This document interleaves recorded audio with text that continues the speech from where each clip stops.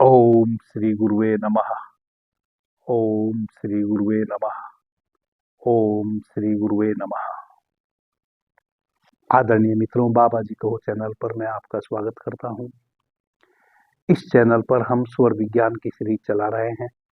उस सीरीज में आज हम 13वीं चर्चा करने जा रहे हैं। पीछे हमने चर्चा की थी कि कैसे हम अपनी श्वासों में 5 तत्वों को जानें। कब कौन सा तत्व बह रहा है उसकी पहचान मैंने बताई थी। आगे और 2-3 पहचान मैं आपको तत्वों की आपकी श्वासों में बताऊंगा। लेकिन आज की जो हमारी चर्चा है वह चर्चा है तिथियों के अनुसार हमारा सूर्य चंद्र स्वर हम कैसे देखें, कौन सी तिथि में हमारा कौन सा स्वर बह रहा होना चाहिए और उसके क्या लाभ और हानि है। आदरणीय मित्रों, कई मित्र कहते हैं कि आपकी वीडियो हम तक समय पर पहुंचती नहीं है। बहुत दिनों के बाद हमें आपकी वीडियो का पता चलता है। हालांकि मैंने आपको नोटिफिकेशन मिले इसके लिए कई प्रयास किए हैं। एक व्हाट्सएप चैनल बना रखा है, उसमें भी हम प्रत्येक वीडियो का लिंक शेयर करते हैं ताकि आपको तुरंत वीडियो की जानकारी मिल जाए। मैंने एक व्हाट्सएप नंबर भी प्रोवाइड किया है जो प्रत्येक वीडियो के डिस्क्रिप्शन में मिल जाएगा। आप अपने प्रश्न वहां भी रख सकते हैं। अधिक से अधिक जब आप कमेंट करते हैं, वीडियो को लाइक करते हैं, तो YouTube उस वीडियो का रीच बढ़ा देता है। हमने एक ज्वाइन बटन भी चैनल में रखा है। वह भी इस कारण से ही रखना पड़ा कि यदि YouTube को हमसे कोई लाभ नहीं होगा तो भी वह हमारे वीडियो को आगे प्रेषित नहीं करेगा। मिनिमम चार्ज हमने रखा है। उसमें क्या है कि 50% जो भी आप चैनल को ज्वाइन करने में शुल्क अदा करेंगे, 50% यूट्यूब को चला जाएगा। यूट्यूब को हमारे चैनल से लाभ होने लगेगा तो वह हमारे चैनल को आगे प्रेषित करेगा। ज्वाइन करना सब मित्रों के लिए अनिवार्य नहीं है। ज्वाइन वही मित्र करें जो 50-60 रुपए एक महीने में खर्च कर सकते हो। जिनका मन हो करें। हाँ, एक चीज निश्चित रूप से अनिवार्य है कि इतना तो आपको करना भी चाहिए कि आप किसी वीडियो को लाइक करें और सब्सक्राइब करें और आगे प्रेषित करें यदि आपको अच्छा लग रहा है। बुरा यदि लग रहा है तो आप बुरा ही कमेंट करें, कमेंट अपना जरूर करें। लाइक करना, कमेंट करना, इसमें तो आपका कुछ जाता भी नहीं है। स्वार्थी ना बने कि एक लाइक तक देने में जिसमें 1 सेकंड आपका लगता है उसमें भी कंजूसी करें। आदरणीय मित्रों, एक महीने में 2 पखवाड़े होते हैं जिसको हम पक्ष कहते हैं, शुक्ल पक्ष और कृष्ण पक्ष। यह शुक्ल पक्ष और कृष्ण पक्ष का हमारे जीवन में बहुत मूल्य है। हमारा जो यह पृथ्वी ग्रह है और इस पृथ्वी ग्रह पर जितना भी जीवन है वह सूर्य और चंद्रमा दोनों की शक्ति के कारण ही पनप रहा है। चंद्रमा जब घटता है तो उसी अनुपात में इस पृथ्वी पे जितना भी जीवन है, जिस रूप में भी जीवन है, वह भी सिकुड़ने लगता है। और चंद्रमा जब बढ़ता है तो जिस रूप में भी इस पृथ्वी पे जीवन है वह भी बढ़ने लगता है और खिलने लगता है। आपने देखा होगा कि जब पूर्णिमा आती है तब मन कितना शक्तिशाली होता है। आपने कभी यदि पागल व्यक्ति को देखा हो या किसी पागल जानवर को देखा हो जो पागल हो गया हो, कभी सूक्ष्मता से आप अपने आस पड़ोस में देखने की कोशिश करना, प्रयास करना कि मनुष्य हो या जानवर हो, जैसे जैसे पूर्णिमा निकट आएगी, चांद बढ़ेगा, तैसे तैसे जानवर हो, पशु पक्षी हो या मनुष्य हो, उसका पागलपन बढ़ेगा। यदि उसमें पागलपन की वृत्ति है तो उसका पागलपन बढ़ेगा।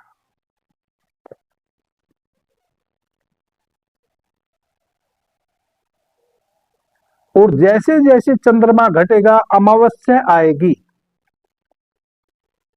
तैसे तैसे ऑटोमेटिक पागलपन जो है वह शांत होता चला जाएगा।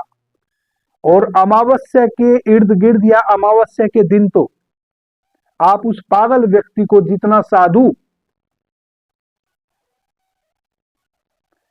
चित्त अवस्था में पाएंगे, उतना कभी भी किसी साधु को भी नहीं पाएंगे। यह आप कभी देख लेना। और ना दिखे तो पागल खाने जाके देख लेना। जो भी पागल चित्त जिनका हो गया है, पागलपन है क्या? किसी क्षण में दुख का या सुख का इतना अतिरेक हो गया भीतर मस्तिष्क में कि उसको संभालने की तैयारी थी नहीं, और वह अतिरेक हो गया, या तो दुख रूप में या अधिक सुख रूप में। हम उस ऊर्जा को संभाल ना पाए तो हमारे मस्तिष्क के जो सक्रिय तंतु हैं,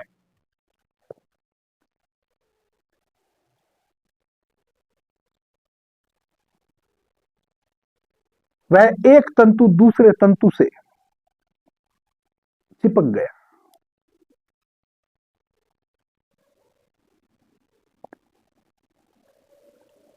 और हम उन्माद में आ गए, पागलपन में आ गए।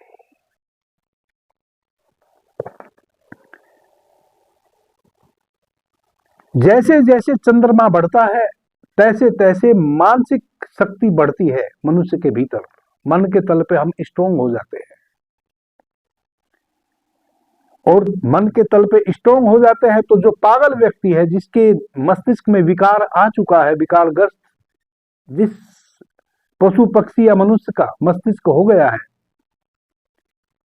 अब मन के तल पे जैसे जैसे हम पूर्णिमा की तरफ बढ़ेंगे,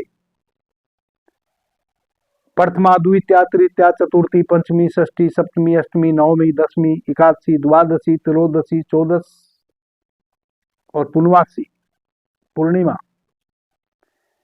तैसे तैसे पागलपन बढ़ता चला जाएगा। क्योंकि मन की शक्ति बढ़ती चली जाएगी और मन की उस शक्ति को संभालने की सामर्थ्य पहले ही खोई जा चुकी है किसी क्षण में। इसलिए उसका यूटिलाइज, उसका उपयोग कहां करना है, कैसे करना है, वह क्षमता बची नहीं। तो मनुष्य हो या पशु पक्षी हो, वह उन्मादित होता चला जाता है। और पूर्णिमा का दिन आते आते उन्माद अपने शिखर पे होता है। फिर पूर्णिमा के अगले दिन कृष्ण पक्ष शुरू हो जाता है। तो जैसे जैसे कृष्ण पक्ष की एकम द्वितीया तृतीया चतुर्थी और हम अमावस्या तक पहुंचते हैं, तैसे तैसे वह पागलपन ऑटोमेटिक, वह उन्माद सारा छट जाता है और मनुष्य बिल्कुल शांत हो जाता है।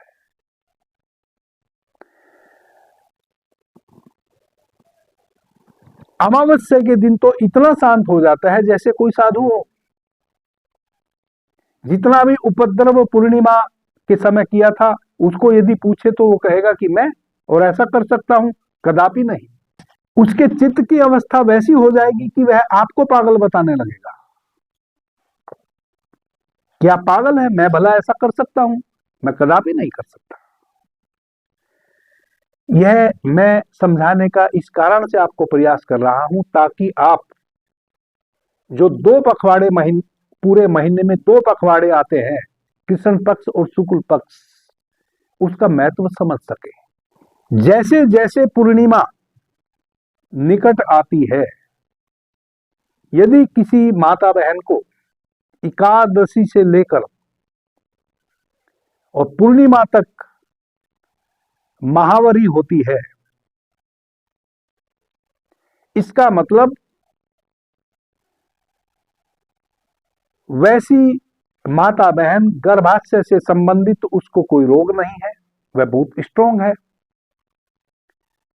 उसके भीतर गर्भाशय से संबंधित कोई दोष नहीं है और उसके भीतर जो अंडाणु बनेगा वह बहुत सशक्त बनेगा। वैसी अवस्था में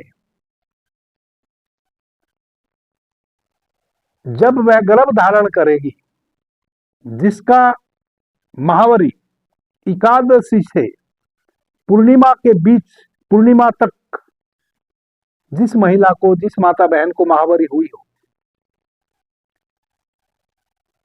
उसके गर्भ से वह जो गर्भ धारण करेगी और उसके गर्भ में जो संतान, जो जीव आत्मा उतरेगी, वह अति महत्वपूर्ण होगी। वह इस समाज की उद्धारक होगी किसी भी रूप में। वैसी अवस्था में जो गर्भ धारण माता बहन करेंगी और जिस शिशु को वह जन्म देगी, वह बड़ा होकर इस समाज का उद्धारक बनेगा अपने तरीके से। वह यदि पुलिस फोर्स में होगा तो एक विशेष योगदान अपना वहां देगा। वह राजनेता होगा तो विशेष योगदान वह अपना देगा। वह जिस क्षेत्र में भी जाएगा उसमें अपना विशेष योगदान देगा। अगर वह संन्यास ले लिया तो महान सन्यासी बनेगा। यह है हमारे ऊपर चंद्रमा का प्रभाव। और जिन माता बहनों को प्रथमा से और 10वीं तक महावरी होती है,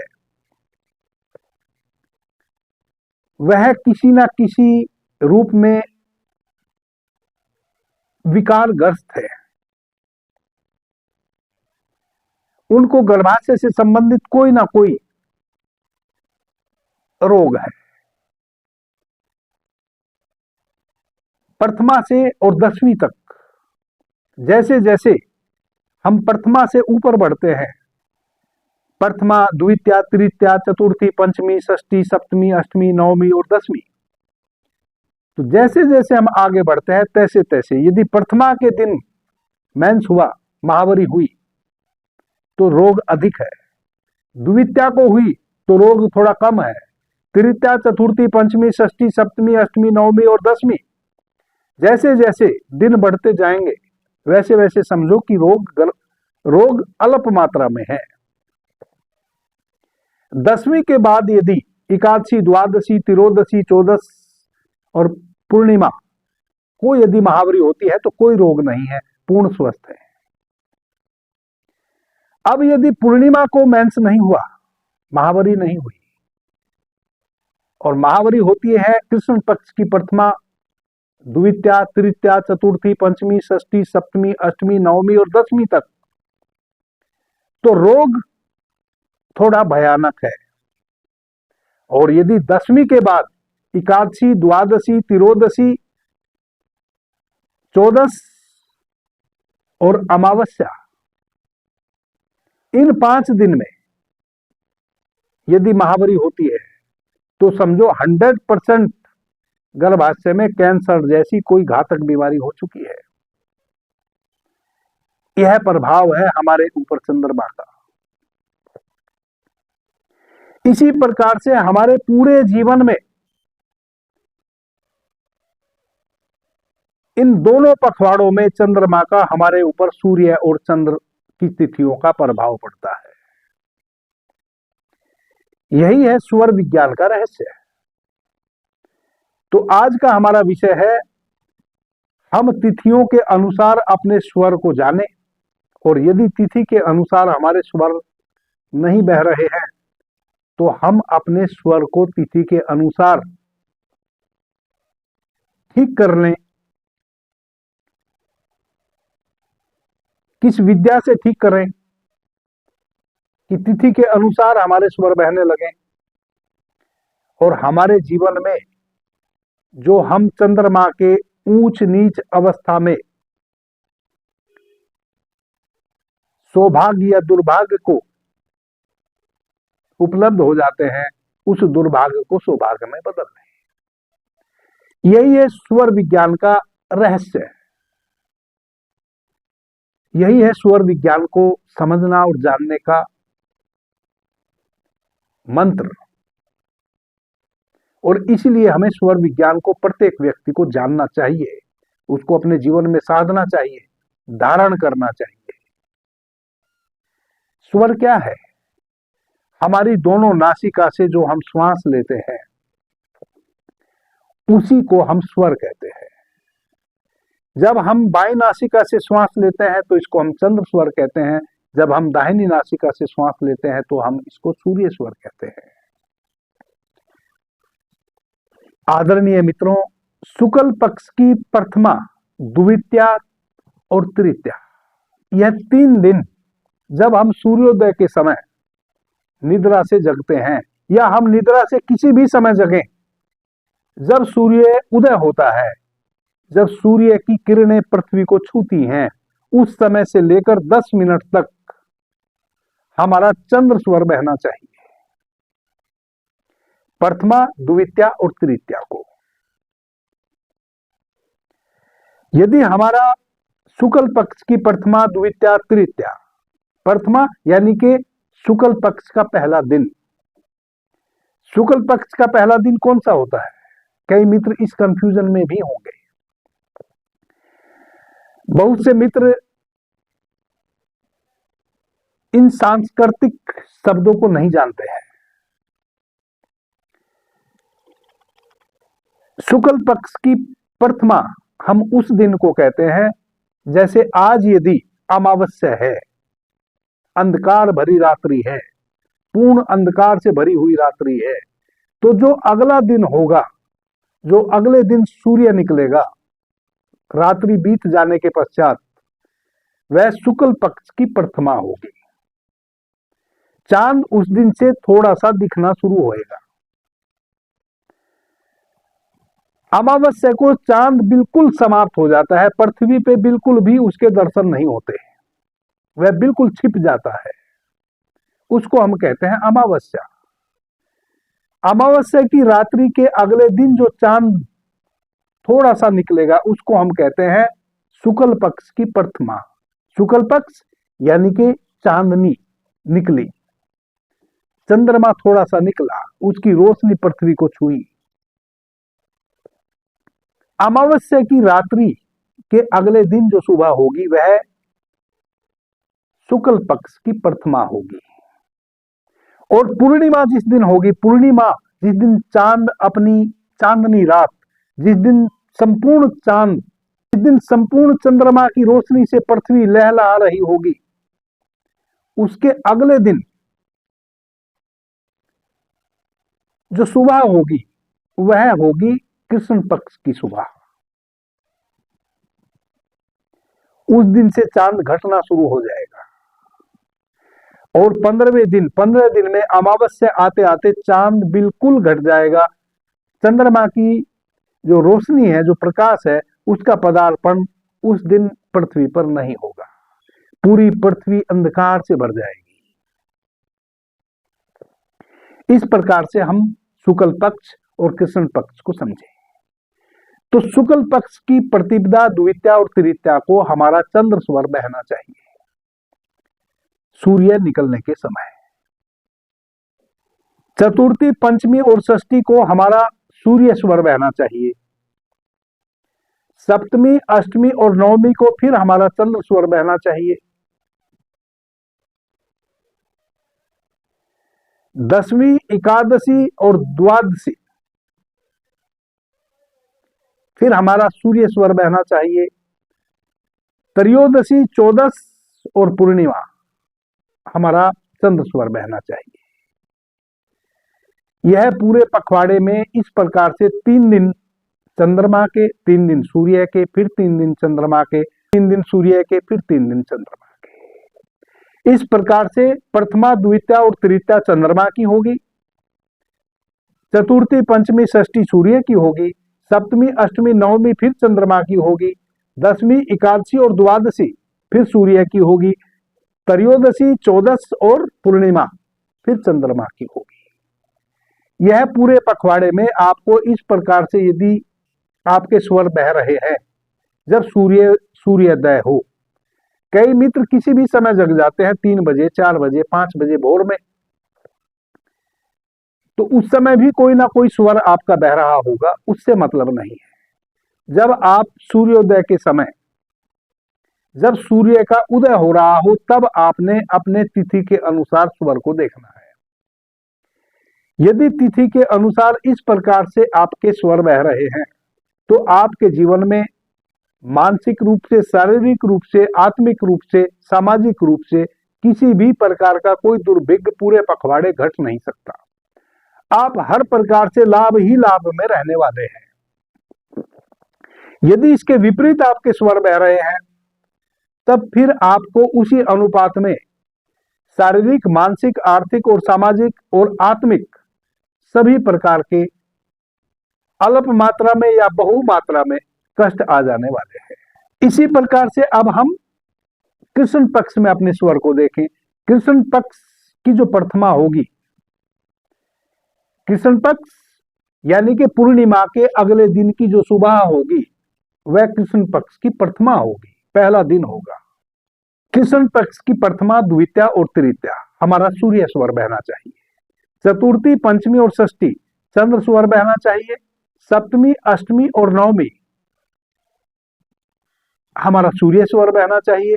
दसवीं, एकादशी और द्वादशी फिर हमारा चंद्र स्वर बहना चाहिए।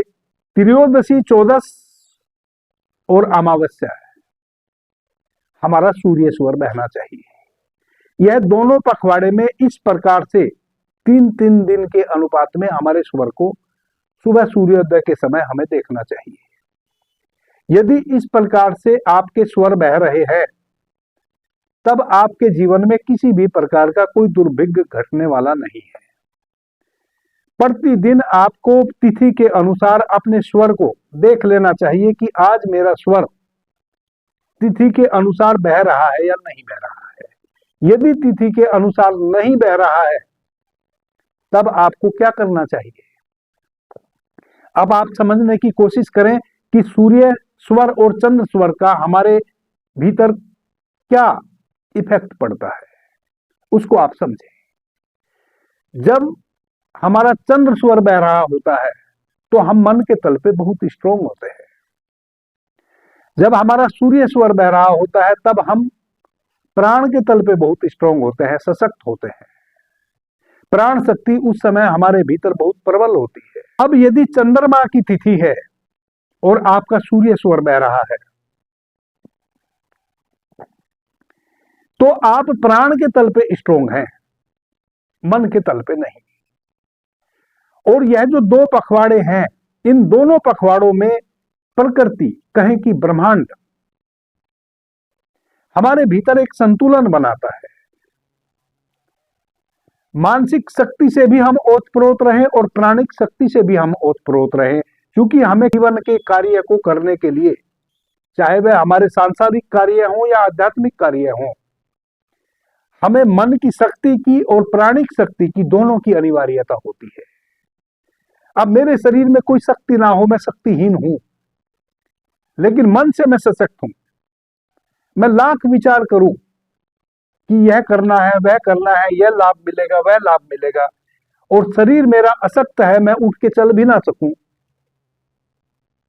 तो कितना भी मैं मन से विचार कर लूं, यदि मैं उस कार्य को कर ना पाऊं, उठ ना पाऊं, चल ना पाऊं, वहां तक पहुंच ना पाऊं, तो क्या मन की शक्ति का कोई लाभ मुझे मिला? नहीं मिला।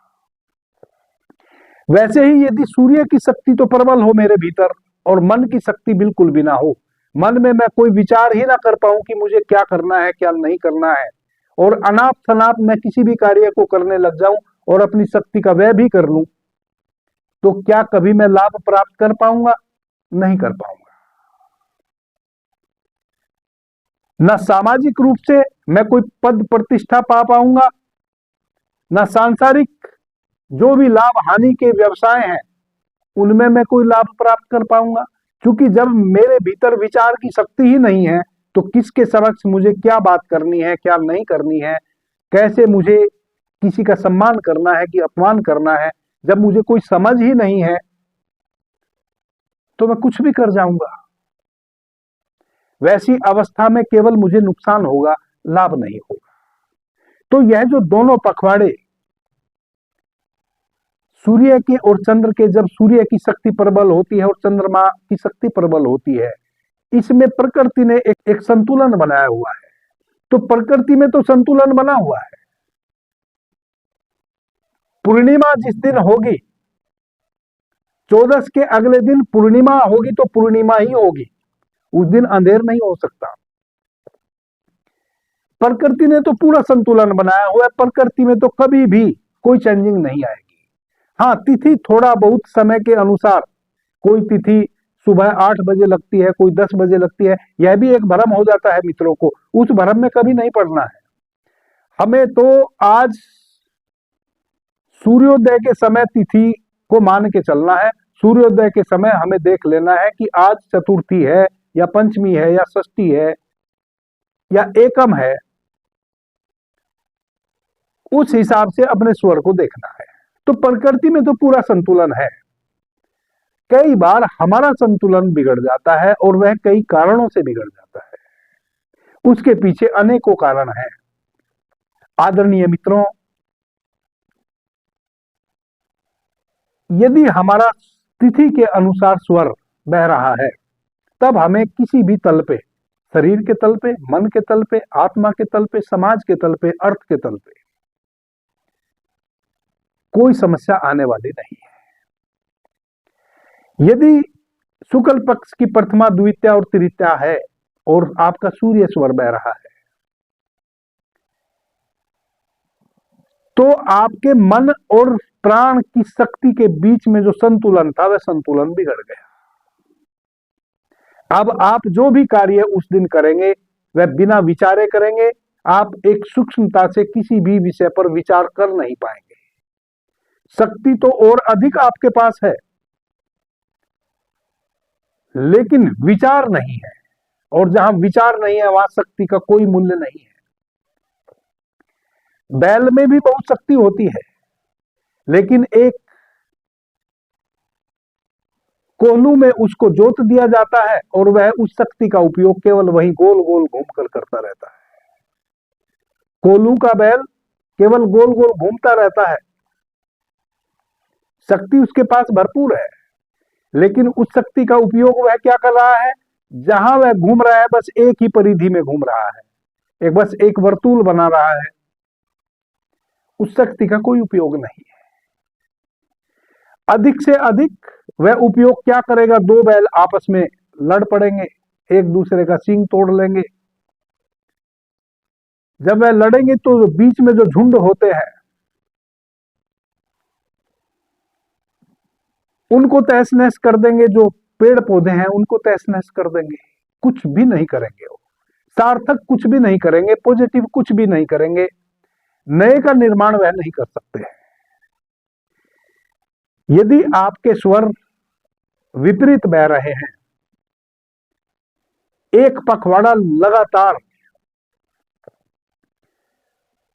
जैसे शुक्ल पक्ष में प्रथमा, द्वितीया और तृतीया को आपका चंद्र स्वर बहना चाहिए, लेकिन सूर्य स्वर बह रहा है।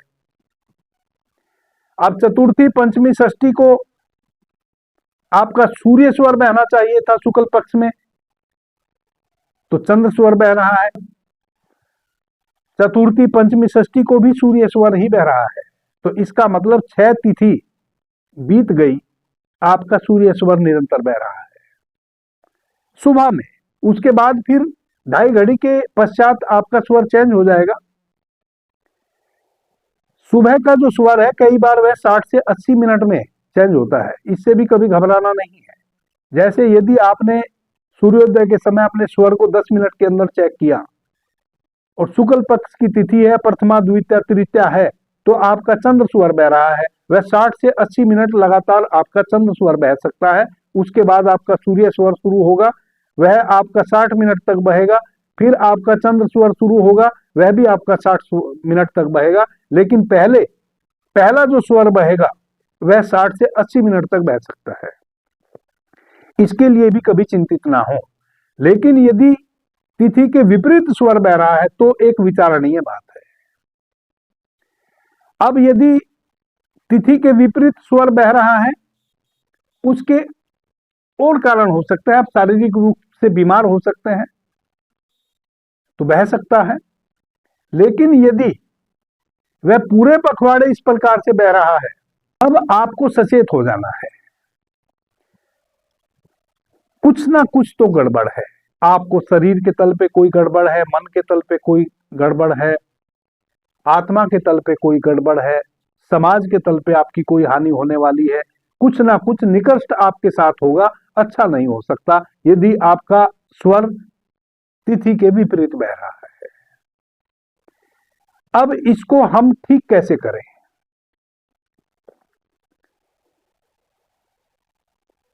अब चंद्र स्वर हमारा बहना चाहिए था, लेकिन सूर्य स्वर बह रहा है। तो अपने बाएं हाथ की मुट्ठी को बंद करें, अपने दाहिने कुक्षी में ऐसे रख लें, दबाएं और दाहिने अंगूठे से अपने सूर्य स्वर को बंद करें। चंद्र स्वर से श्वास लेना शुरू करें। कुछ ही मिनटों में आपका चंद्र स्वर शुरू हो जाएगा। सूर्य स्वर में एक रुई का गुट्ठा अंदर रख लें। क्योंकि आपने स्वर को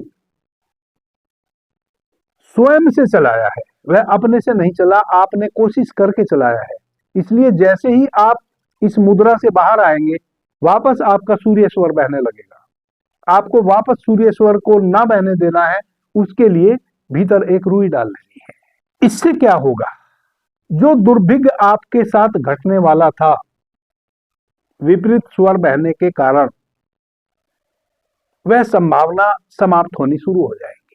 अब कई मित्र यहां असमंजस में पड़ जाते हैं कि वह कैसे।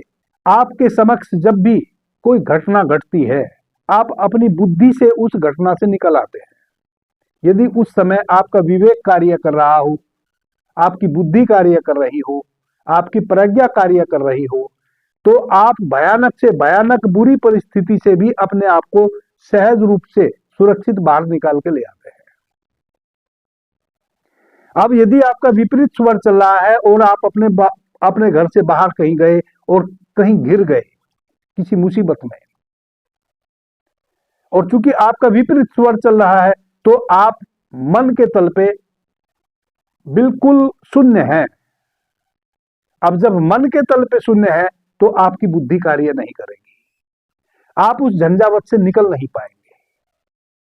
अब चूंकि आप अपने चंद्र स्वर को सक्रिय कर लिए हैं, तो आपका जो मन है वह स्ट्रोंग हो गया है। मन के तल पे आप स्ट्रोंग हो गए हैं, बुद्धि आपकी तीव्र हो गई है, सूक्ष्म हो गई है, आपके भीतर प्रज्ञा का जन्म हो गया है। अब आप उस झंझावत से निकलने का रास्ता खोज लेंगे और आप सुरक्षित निकल आएंगे। यदि आपका विपरीत स्वर बह रहा है तो अब आपका सुरक्षित वापस उस झंझावत से निकल के आना असंभव है। आप कोई ना कोई नुकसान वहां करेंगे। जिस प्रकार के भी आप झंझावत में पड़ गए हैं, वहां आप कोई ना कोई नुकसान करेंगे। आपको शरीर का नुकसान हो सकता है, अर्थ का नुकसान हो सकता है, समाज में सम्मान का नुकसान हो सकता है, कोई भी नुकसान आपको हो सकता है। तो इस प्रकार से आप अपने स्वर को ठीक कर सकते हैं। यदि निरंतर आपके स्वर विपरीत ही बहते हैं, तब आप प्राणायाम का अभ्यास कर सकते हैं। प्राणायाम की बहुत ही अच्छी विधि मैं आगे बताने वाला हूं, लेकिन तब तक जब तक मैं वह विधि नहीं बता रहा हूं, तब तक आप केवल अनुलोम विलोम का उपयोग कर सकते हैं। अपनी बाईं नासिका से श्वास को लेना शुरू किया किसी भी समय, और दाहिनी नासिका से छोड़ दिया। फिर जिस नासिका से छोड़ा उससे वापस भीतर भरा, कुछ क्षण भीतर श्वास को रोका और चंद्र स्वर से वापस श्वास को छोड़ दिया। फिर चंद्र स्वर से ही वापस श्वास को भीतर लिया और सूर्य स्वर से श्वास को बाहर छोड़ दिया। जिस स्वर से छोड़ा सूर्य स्वर से ही फिर वापस श्वास को ले लिया। इस प्रकार से जब भी दिन भर में आपको याद पड़ जाए, आप 10 बार, 20 बार, 50 बार, 100 बार, 200 बार हमेशा चंद्र स्वर से ही शुरू करना है। जब भी आप इस अभ्यास को करें, चंद्र स्वर से ही श्वास को लेना शुरू करें और चंद्र स्वर पे ही उसका एंड करें। 10 बार, 50 बार, 100 बार, 200 बार और दिन में 10 बार या 20 बार, जब भी आपको याद पड़ जाए आप इस विधि का प्रयोग कर सकते हैं। एक स्वर से दूसरे स्वर, एक स्वर से श्वास को लेना, दूसरे स्वर से श्वास को छोड़ना और फिर दूसरे स्वर से श्वास को लेना और दूसरे स्वर से श्वास को छोड़ना। इससे क्या होगा कि आपके भीतर जो 72,000 नाड़ियां हैं, उनमें जहां भी श्वास का प्रवाह रुक रहा है, कहीं भैकंप बना है जिस कारण से आपके स्वर विपरीत चल रहे हैं, वह भैकंप वहां से खत्म हो जाएगा। आपकी 72,000 नाड़ियों में सही से श्वास का प्रवाह होने लगेगा, प्राण का प्रवाह होने लगेगा, आपके स्वर ऑटोमेटिक तिथि के अनुसार चलने लगेंगे। कुछ मित्रों को अधिक प्रॉब्लम हो जाती है, भीतर जो हमारे 72,000 नाड़ियों के साथ साथ 700 के करीब सूक्ष्म पोल हैं विद्युत के, वह बिल्कुल गड़बड़ हो जाते हैं। उनको फिर प्राणायाम की वह विधि कार्य करेगी जो मैं आने वाले समय में बताने वाला हूं। तिथि के अनुसार कैसे हमारे स्वर चलने चाहिए, इस विज्ञान को समझ गए होंगे।